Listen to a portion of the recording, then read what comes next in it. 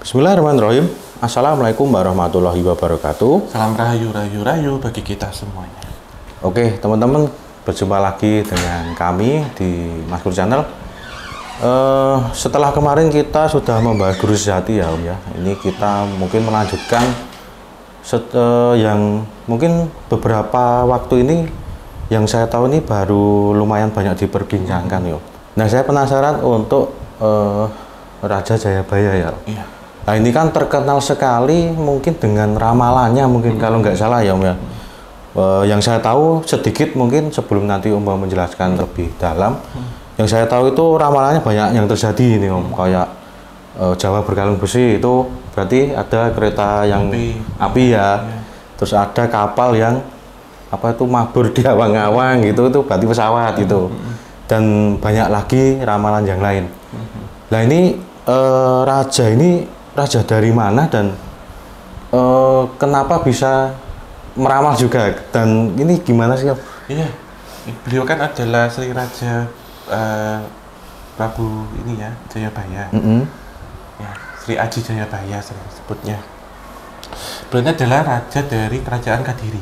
Oh, dari Kediri. Nah, di era abad ke-12 ya, kurang lebih di abad ke-12 atau di tahun 1111 hingga 1115. Masa beliau memerintah. Nah ini salah satu beliau yang dikenal dengan serat Jongko Joyoboyo Mas, dimana di situ memuat banyak sekali sanepan-sanepan, perumpamaan kita sebut, yang berkaitan dengan peristiwa-peristiwa yang akan terjadi di masa mendatang. Nah ini kalau kita lihat di abad ke-12 itu di era di era klasik ya. Jadi setelah perpindahan Mataram klasik, kemudian di Jawa Timur, dan ini di beberapa candi-candi ataupun kerajaan-kerajaan bercorak Hindu dan Buddha. Jadi di sekitar abad ke-11 hingga abad ke-12. Nah, ramalan-ramalan ini kemudian dibuktikan dan dibenarkan ya secara cocokologis sebenarnya. Itu 700 hingga 800 tahun kemudian. Berarti mungkin dari gambaran saya meramal sekarang 700-800 itu terjadi? Iya, terjadi. Jadi cukup lama. Namun masih disaksikan juga oleh banyak ahli berpendapat ya, terutama ahli sejarah, itu bahwasanya serat Jongko Joyoboyo sekarang itu ditulis dalam bahasa Jawa Baru. Nah ini juga menjadi satu polemik dan satu pertanyaan, apakah dari serat Jongko Joyoboyo yang asli itu mengalami perubahan Mas? Serat itu berarti tulisan atau buku? Tulisan. Tulisan. Ya, serat dalam, ya. Serat Jongko itu kan untuk menjangka ya, untuk menjangkau waktu. Untuk menjangkau waktu.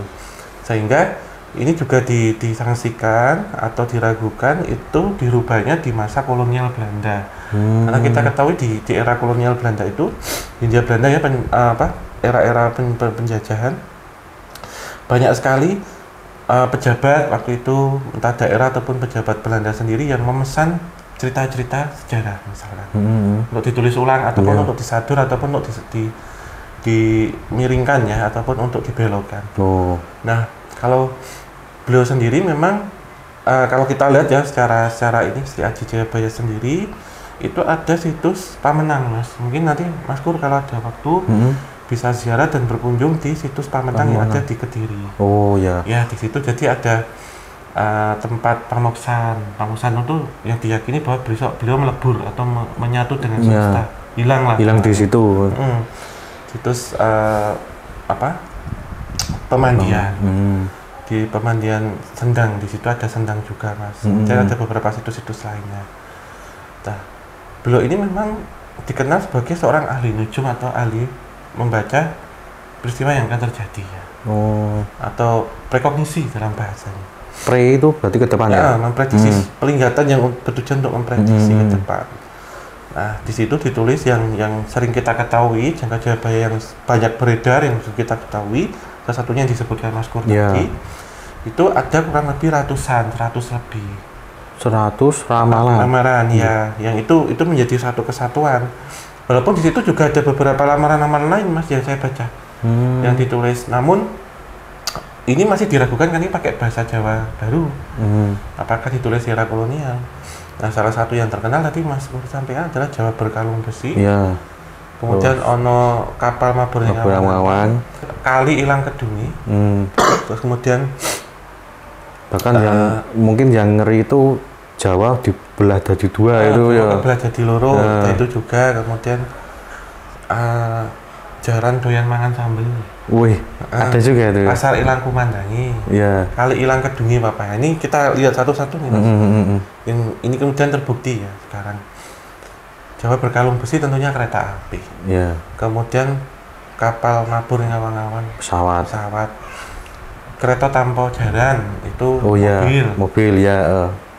Jaran doyan mangan sambel tuh maaf ya. Mungkin bisa driver sekarang.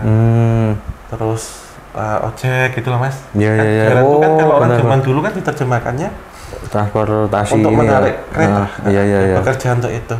Kali ilang kedungi itu maksudnya sungai yang kehilangan sumbernya. Atau sekarang itu rakyatnya yang sudah tidak percaya lagi dengan pemimpinnya. Itu juga sudah diramalkan juga. Iya, jadi ini sebenarnya multitafsir Mas. Termasuk Jawa berkalung besi ini, apakah kereta api juga mungkin masih ada tafsir yang lainnya. Terus kemudian pasar ilang kumandangi itu pasar itu hilang suaranya. Online shop. Oh iya, benar-benar. Kalau harusnya di pasar kan rame ya. Hilang. Dulu kan kita pikirnya itu supermarket ya. Iya. Tapi ternyata online shop. Online shop ya. Beli online kan tinggal ngeklik-ngeklik sekarang rebahan bisa. Benar. Nah, tadi kan disampaikan tentang Jawa sigar tadi loro, tadi separuh. Itu mengartikan bahwa banyak sekali tafsiran. Jadi enggak terus benar-benar pulau yang ini ya. Mungkin ada orang yang memikirkan akan terjadi satu bencana besar. Misalkan kalau di Jawa Timur ada lumpur lapindo, kemudian di Jawa Tengah yang kemarin baru-baru terjadi itu banjir besar di Demak ya.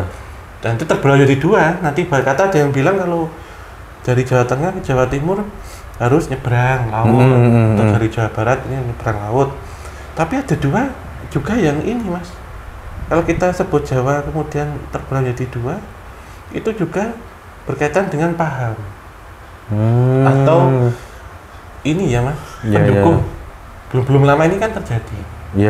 Terjadi politik ya. Badai politik panas-panasnya Pilpres kemarin itu. Banyak yang terbelah. Terbelah menjadi kubu A, kubu B, kubu C. Ini juga bisa diartikan. Benar-benar. Itu. Jadi nggak terus ada bencana, tetapi dua kubu yang dipisahkan mungkin ya. Iya. Iya, bahkan dulu ada beberapa yang sudah digambarkan, ditafsirkan itu. Wong cebol teko, maksudnya wong cebol seumur jagung. Itu Jepang Mas masuk. Benar. Terus ada yang pucet-pucet apa itu Belanda gitu ya. Terus ini pitek tarung sak kandang. Itu peristiwa 65 jadi tahun PKI itu. Pitek tarung sak kandang itu kan perang saudara Mas.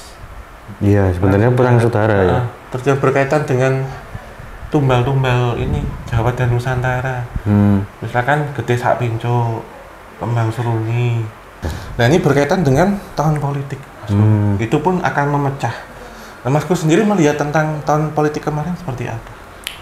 Tahun politik ini cukup ini ya, dari kubu ABC itu benar-benar yang sangat bisa dibilang militan lah ya. Iya. Jadi kayak yang diyakini ya udah kayak mungkin kita kayak gini membicarakan kalau nggak sama ya nggak mau gitu kayak gitu sampai segitunya. Itu yang sebenarnya dimaksud juga dengan istilah pitek pitek tarung sak kandang atau tadi Mas. Jawa kebagi loro. Itu jadi dua pemahaman yang berbeda ataupun terjadi perpecahan. Bahkan bisa juga karena itu kita yang sama-sama orang Indonesia mungkin ya kepecah gara-gara politik juga bisa. Ya seperti itu. Nah Masku sendiri kalau melihat ya tentang karismatiknya atau melihat tentang beliau ini karena diyakini Prabu Jayabaya sendiri itu kan moksa ya. Dari kerajaan Kediri keluarnya di tahun jabat ke-12 gampangnya jabat ke-12. Masku sendiri melihat beliau ini seperti apa Prabu Jayabaya ini? Aji Jayabaya. Kalau mungkin secara astral ya. Yang jelas beberapa gambar yang beredar itu tidak menyerupai sih Om. Menurut saya ya tapi dari pandangan saya mungkin nanti Om Bo bisa klarifikasi. Tapi kalau dari saya sendiri melihatnya itu banyak beredar gambar itu tidak seperti itu. Karisma dan rajanya itu lebih ya gimana lah untuk wibawa raja seperti apa ya. Dan juga untuk fisiknya itu yang beredar sekarang menyerupai pun jauh sih menurut saya. Kalau mungkin Om sendiri untuk yang kan beredar banyak ini, apalagi ada satu gambar yang Raja Jayabaya itu. Kamu menurut Om sendiri itu yang beredar sekarang kayak foto-foto itu seperti itu nggak Om? Iya, tentunya kalau saya sendiri waktu itu juga Mas Di ya sempat mengilustrasikan tentang Raja Jayabaya. Saya sendiri pun bisa menyampaikan untuk mengilustrasikan atau menggambarkan seorang raja. Itu akurasinya memang 75%, Mas. 75%? Ya. Mendekati loh ya. Kita tidak bilang kemudian 100%. Iya. Bahkan untuk tokoh-tokoh besar seperti halnya Kanjeng Ratu Kidul, Mahapati Gajah Mada, Prabu Brawijaya dan lain-lainnya itu kita jadi berikan akurasinya 75%. Jadi beliau ketika menggunakan pakaian keseharian Mas yang disebut. Jadi bukan menggunakan pakaian kebesaran. Waktu menjabat gitu ya. Menjabat dan auranya tentunya sangat berbeda. Betul. Nah, kalau untuk gambar-gambar yang selama ini kita lihat itu menurut saya untuk akurasinya 75%. 75%. Jadi tidak benar, tidak salah. Iya sih. Jadi benar. umum karena ini multi tafsir Mas, karena kita tidak bisa melihat bukti fisik aslinya, baik yang itu berupa gambar, arca, lukisan atau foto. Benar, tidak ada fisik tinggalannya ya Mas. Nah ini cuman bisa kita sampaikan adalah tafsir atau jadi multi tafsir, tapi pendekatannya hampir 75%. Hampir 75 kalau untuk gambar yang sekarang beredar ya. Iya. Nah ini mungkin ada di terakhir dan ini saya sangat penasaran juga ya dan mungkin Om nanti bisa bantu penasaran saya. Nah ini kan yang saya tahu juga Raja Jayabaya ini pernah ya di Serat tadi ya, itu menuliskan kalau di tahun ini kalau nggak salah ya mungkin itu ada datang Satrio Piningit tuh. Wah itu banyak yang dibincangkan kemarin. Menurut Om sendiri, apakah calon presiden yang terpilih sekarang itu Satrio Piningit Om? Iya, saya belum bisa mengatakan itu Satrio Piningit ya Mas. Kenapa? Karena kalau yang setahu saya ya yang diberikan gambaran seorang Satrio Piningit itu akan muncul ketika di tahun 2030 mendekati 2045 atau menuju 100 tahun Indonesia merdeka atau 100 tahun Indonesia emas 2045. Mungkin sekarang sudah ada Mas, tapi kita belum tahu itu siapa. Bisa jadi memang yang akan datang ini, tetapi secara beliau disebutkan atau apa yang clue-nya diberikan pada saya itu belum itu karena menuju 2045 itu Mas, nanti yang Satrio Piningit ini tentunya akan rawuh ya kan. Seperti disampaikan seseorang Satrio Piningit ini seseorang yang tidak pantas menggunakan apa-apa. Jadi seseorang yang sangat sederhana maksudnya ya di sini ya, dia lahir di lereng satu gunung yang dikeramatkan di tanah Jawa, yaitu di mana? Di Gunung Lawu. Itu Gunung Lawu Mas. Oh ya, dekat sini ya. Iya, sekitar ini.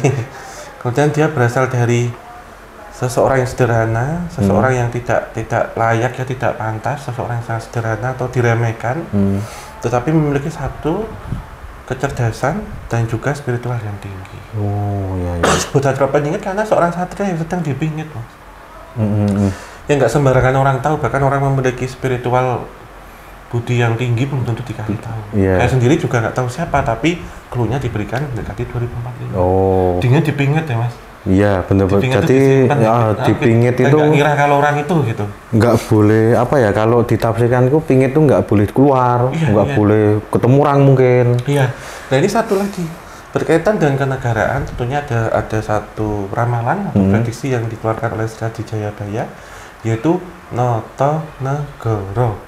Itu pemimpin-pemimpin Nusantara ke depan atau pemimpin Indonesia. No itu adalah Soekarno, To itu Soeharto. Dan N-nya ini belum ketemu siapa. Ini mungkin yang tadi ditanyakan Mas, Satrio Piningit ini inisialnya ada N-nya. Besoknya ya. Iya, kan itu sudah ada Soekarno. Bener. To ada Soeharto, To, Negoro, N-nya belum ketemu. Ini urutan berikutnya. Yang diyakini seseorang yang akan nanti bisa mengembalikan kejayaan Nusantara atau Indonesia gitu Mas. Dan kemarin tuh clue-nya Iya. itu Satrio Piningit keluar kalau apa ya kayak politik udah carut marut dan sebagainya. Kalau mungkin dirasakan sekarang juga belum seperti itu juga mungkin ya Mbak. Iya, masih terkendali lah. Iya benar. Walaupun memang kondisinya seperti ini, tapi tentunya di jangka Jayabaya pun juga terlihat bahwasanya sesok yang bener kuwi ya Mas, jadi orang yang benar itu akan dimusuhi dan yang salah Malah itu akan dipuja-puja. ya Iya, ibarat kata seperti kondisi kita sekarang Mas itu sehingga di situ ada istilah beberapa yang menyampaikan bahwa rakyat kecil itu perlu menyampaikan aspirasinya, perlu menyampaikan suaranya, perlu seseorang yang bisa mengemban ini. Nah ini Satrio Piningit yang salah satu clue-nya adalah itu tadi. Iya. Itu. Dan kalau clue-nya itu yang terpilih pun nggak ada inisial itunya ya. Ya ini cuma clue-nya ya. Ya clue tapi kita nggak tahu. Ini karena sifatnya adalah subjektif berdasarkan penafsiran saya sendiri seperti itu. Ya. Nah itu tadi untuk kita membahas tentang ramalan Sri Aji Jayabaya ya Om. Dan tadi juga saya tuh kemarin kan banyak yang wah ini kayaknya calon presiden yang terpilih sekarang adalah Satrio Piningit ini ya. Nah ini udah juga dijawab sama Om juga. Iya, cuman ini secara tafsirannya ya, tetapi tentunya untuk beliau-beliau yang meneruskan dan memimpin Indonesia itu tentunya bukan orang sembarangan. Iya. Itu. Jelas itu ya. Tetap ini, tapi kalau disebutkan Satrio Piningit, saya sendiri sih tidak menyangkal ini bukan Mas, tapi siapakah itu saya sendiri tidak tahu. Belum tahu ya. Kayak diberikan clue-cluenya dan sanepannya kayak tadi Notonegoro, kemudian 2045 itu hanya sanepan saja. Ya. Lokasi-lokasinya juga saya sampaikan itu sanepan juga. Benar. Tafsiran multi tafsir untuk hal ini. Nah mungkin kalau yang belum tahu sanepan atau sanepo itu adalah sesuatu mungkin kalimat atau apa yang kita itu harus mengartikan sendiri. Ya, nah, perumpamaan ya, betul. Nah mungkin ada lagi atau cukup? Kalau saya sudah kurang lebih cukup sih. Kalau pesan saya tetap kita boleh meyakini, kayak gitu ramalannya, kita boleh meyakini tapi tidak terlalu dipercayai.